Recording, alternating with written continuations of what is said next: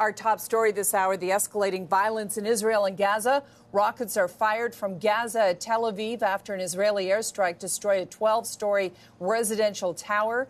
Gazan authorities saying 30 people have died there in Israeli strikes, 200 injured.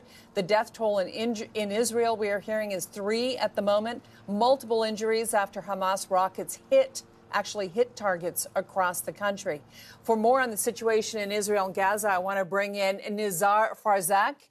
Nizar is a professor at George Washington University and a former advisor to top Palestinian leaders. Nizar, welcome to the Rundown.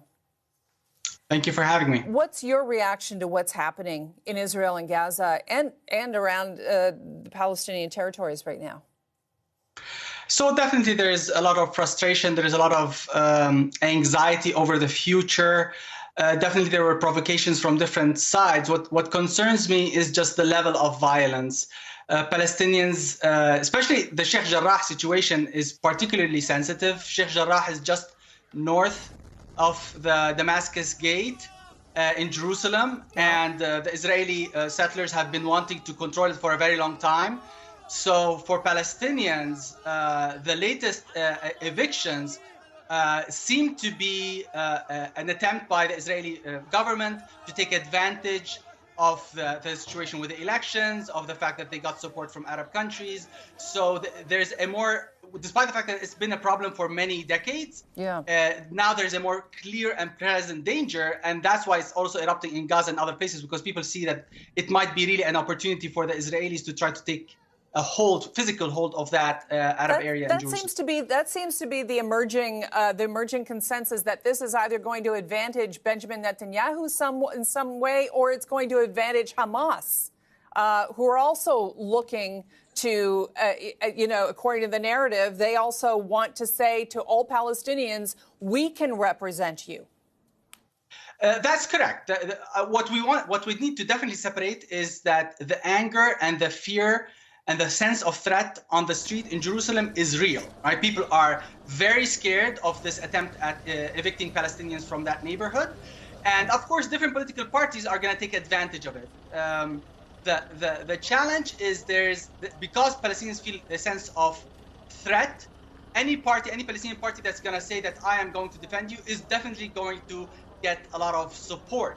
And that's how Hamas has taken advantage of it. And likewise, on the Israeli side, this is like, now they're going to go into their 5th election, and everybody knows the situation with Bibi Netanyahu's corruption cases. So he's looking for a way out or a distraction that would keep him in power as long as possible. So definitely, both of them are taking advantage of the situation on the ground and the genuine frustration and sense of threat on the Palestinian street. Yeah, I wonder, how do Palestinians feel about that when they're watching this? I mean, what are they thinking?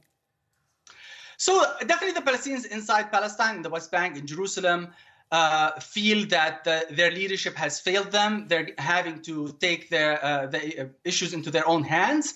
I've lived in Palestine. I'm personally very surprised at the level of courage and boldness that those young Palestinians, 19-year-old jumping, completely unarmed, jumping in front of 8 or 9 Israeli soldiers, completely fearless. But that's because they feel that there's something very important to defend, and they want to deter the Palestinians. The Palestinians outside are, of course, very frustrated. They feel that the Palestinian leadership is not doing enough to protect Palestinians and are at a miss on what to do. Here in the U.S., there has been a lot of movement in Congress and other places to mobilize the pro-Palestine factions in the U.S.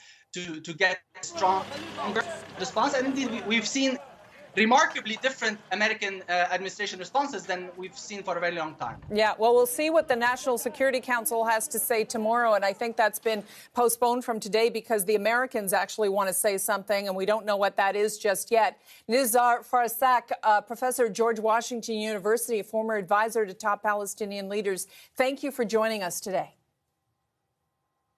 Thank you for having me.